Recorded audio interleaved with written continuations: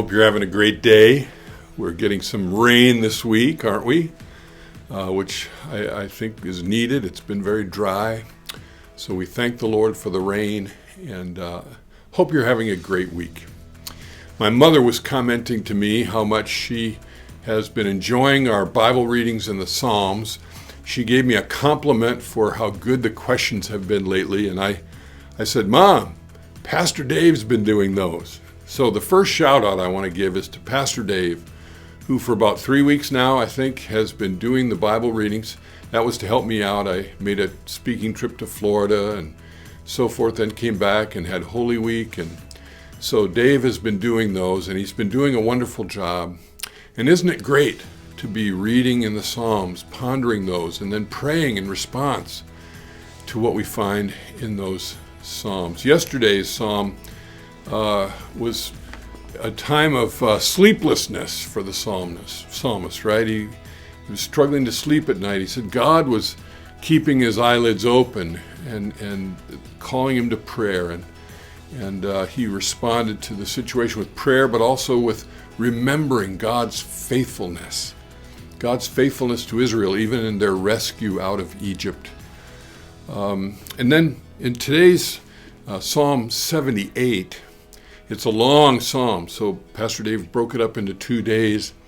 But in this first part, Psalm 78, verse 4, it says, "We will not hide them from their children, but tell to the coming generation the glorious deeds of the Lord and his might and the wonders that he has done."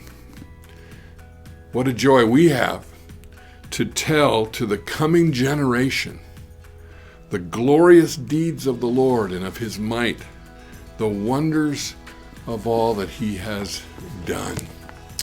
Well, ponder that today as you do the Bible readings, the glorious deeds of what God has done, and passing that on to a new generation. One of the ways that we try to fulfill Psalm 78, verse 4, is through our Wednesday night ministry, the Gospel Project for Kids club program, and then the youth, middle school, high school youth ministries that go on.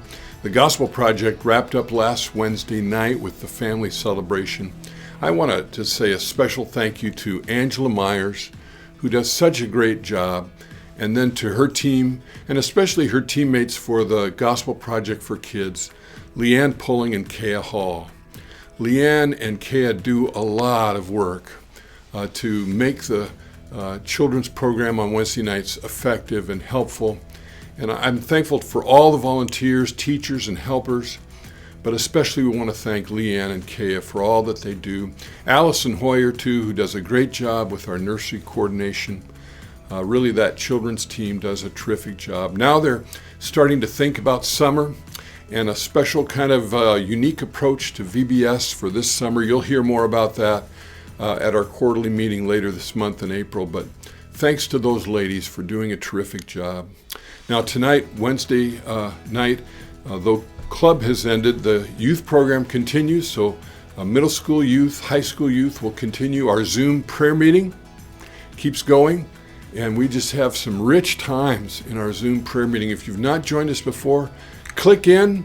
The link is provided for you here in the newsletter. Click in and join us.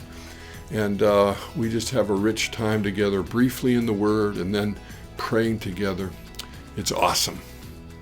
Well, I hope you are delighting in our Psalms, Bible readings, the richness of prayer that springs from our reflections on the Psalms. This weekend, it's going to be unique in that all the pastors and wives are going to Nebraska City, Nebraska, to the beautiful Lead Lodge there for our Heartland Converge District retreat, pastors and wives retreat. Jim and Carrie Capaldo do a great job with that, and we'll be headed down there. So we're excited for that time, a little break for the pastors and wives. A retired pastor friend of ours who attends and helps with the teaching in the Sunday morning class, Dallas Johnson, will bring the word, Mary's encounter with the Lord Jesus after the resurrection, where she hears her name and knows it's Jesus. It's a great passage. Pastor Dallas here at South Campus will be speaking. God bless you. I hope you're having a great week. And may the Lord just impress on you again and again to pass on to new generations the wonders of all he has done in his strength and power and grace.